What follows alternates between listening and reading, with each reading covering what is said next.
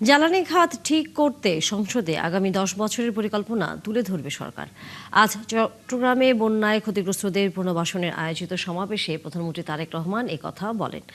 যারা দেশে বিশৃঙ্খলা করে জনগণের শান্তি নষ্ট করতে চায় তাদের সম্পর্কে সতর্ক থাকার আহ্বান জানিয়ে সরকার প্রধান বলেন, এখন সময় দেশ পুনর্গঠনের।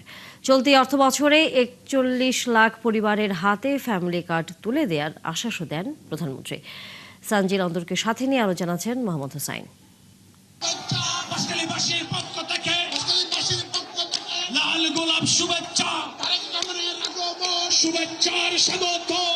টানা বৃষ্টি আর পাহাড়ি ঢলে চট্টগ্রামের সাম্প্রতিক বন্যার ক্ষত এখনো বয়ে বেড়াচ্ছেন বাঁশখালী উপজেলার লাখো মানুষ। ক্ষতিগ্রস্ত হয়েছে 9,000 ঘরবাড়ি, জীবন জীবিকা অনিশ্চিত হাজারো পরিবারের। এমন বাস্তবতায় ক্ষতিগ্রস্তদের পাশে দাঁড়াতে চট্টগ্রামে প্রধানমন্ত্রী তারেক রহমান। প্রধানমন্ত্রীকে এক নজরে দেখতে দুপুরের আগেই বাঁশখালী উপজেলার বাহারছড়া সৈকতে ঢল নামে হাজারো মানুষের। মহেশখালীতে উন্নয়ন প্রকল্প পরিদর্শন শেষে দুপুর 2টায় সমাবেশের মঞ্চে আসেন প্রধানমন্ত্রী তারেক রহমান।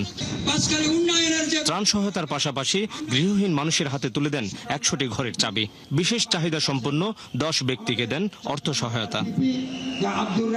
এ সময় স্থানীয়দের উদ্দেশ্যে দেয়া বক্তব্যে প্রধানমন্ত্রী আশ্বাস দেন টেকসই বেড়িবাঁধ নির্মাণ, লবণের ন্যায্য দাম নিশ্চিত করার। চট্টগ্রাম কক্সবাজারের বিস্তীর্ণ সমুদ্র উপকূল জুড়ে শিল্প কারখানা গড়ে তুলে কর্মসংস্থান সৃষ্টির প্রতিশ্রুতিও দেন সরকার প্রধান।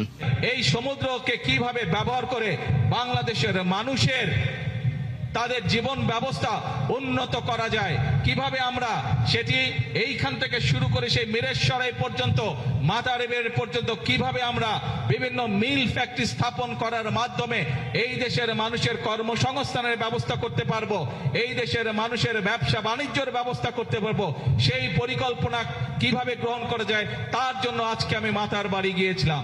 জ্বালানি খাতের সঠিক ব্যবস্থাপনায় আগামী 10 বছরের জন্য একটি কর্মপরিকল্পনা সংসদে উপস্থাপনের কথাও জানান তারেক রহমান।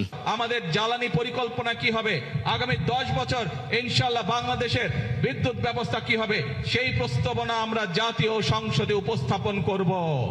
জাতীয় সংসদে উপস্থাপন করার মাধ্যমে আমরা পরিকল্পনা দিয়ে সেই কাজ আমরা শুরু করব, যাতে করে স্কুল কলেজ হোক, হাসপাতাল হোক, মিল কারখানা হোক, বাসা বাড়ি হোক, মানুষ ঠিকভাবে বিদ্যুৎ পেতে পারে।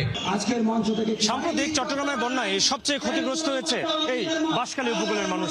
এখানকার সাধারণ মানুষ তাদের ভাঙা ঘর বাড়ি, আর্থিক ক্ষয়ক্ষতি এবং জীবন জীবিকা নিয়ে প্রতিনিয়ত লড়াই করে যাচ্ছেন। তাদের সেই লড়াইয়ে রাষ্ট্র সাথে আছে এমন বার্তা দিতে প্রধানমন্ত্রী তারেক রহমান আজ ক্ষতিগ্রস্তদের পাশে দাঁড়ালেন। আশ্বাস দিলেন এখানকার উন্নয়ন বঞ্চনা দ্রুত লাঘবের, পাশাপাশি নির্বাচনী প্রতিশ্রুতি বাস্তবায়নের। বাঁশখালীর পর বিকেলে প্রধানমন্ত্রী যান হাটাজারিতে। সেখানেও একই চিত্র।